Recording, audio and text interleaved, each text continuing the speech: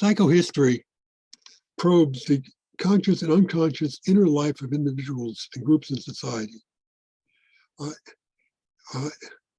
Childhood conflicts, coping mechanisms, creativity, interpersonal relations, parental messaging, personality development, trauma, and unconscious motivations are central areas of concern. Just as a psychoanalyst examines the day residue of the patient or client, the psychobiographer starts with the primary sources on the subject, while listening to the signs of the unconscious, revealing early cathexis and trauma.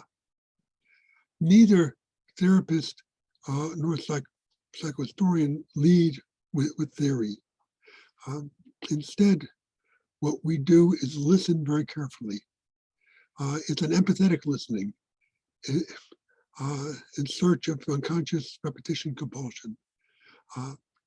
What constitutes good and bad parenting will be examined, as well as the differences between the high ideals and realities of well-known childhood advocates, Alice Miller and Lloyd DeMoss.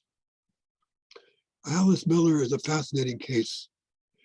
She was famous for getting people, especially social workers and general public, to face with her books the traumas that are inflicted on childhood. Yet she herself, a survivor of the Holocaust, who was secreted and forced to marry an anti-Semite in Poland, was unable to defend her own child after the war, after the Second World War. And to a great extent, what she wrote and what she said at the International Psychohistorical Association conference where I met her was very much a reaction to what she herself had done. Lloyd DeMoss, who wrote brilliantly with incredible number of footnotes regarding the evolution of childhood in history, was also reacting to his own struggles against his father, who used to beat him with a razor strap, and he struggled in coming up with the idea of an empathetic child rearing and the ideal of making somehow a perfect child this way, with his own inclinations, which and his own tendencies to repeat the hitting of his child, his first child, which had been what he had experienced. Now, this business of listening empathetically to the unconscious and is related to developing a methodology which focuses on how do you know what is being said? How do you use your own reactions, your own knowledge? How do you do it as a clinician, as a therapist, as a friend, as a spouse, as a parent? And in learning to do this, we will focus to a great extent on the various mechanisms of defense, on the splitting, repression, projective identification, and other defense mechanisms, but of course denial, which were identified by Anna and Sigmund Freud, and which I, as a psychohistorian, have used just as I used them as a clinician. The focus is always on the patient, the object of inquiry, not the theory. Theory is put on the back burner. Theory is something you may look at later, and it can be very valuable, but you need to not lead with theory.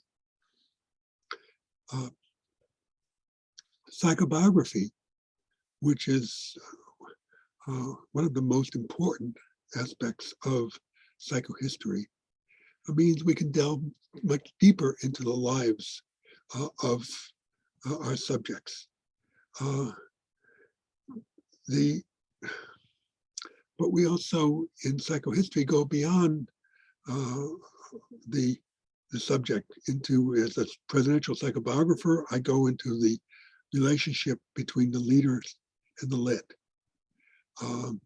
And in teaching this course, I'll give the people who sign up for it the choice of focusing on such famous people as Lenin, Hitler, Stalin, Putin, Lincoln, JFK, Nixon, LBJ, the Clintons, or Obama, and Trump. Okay.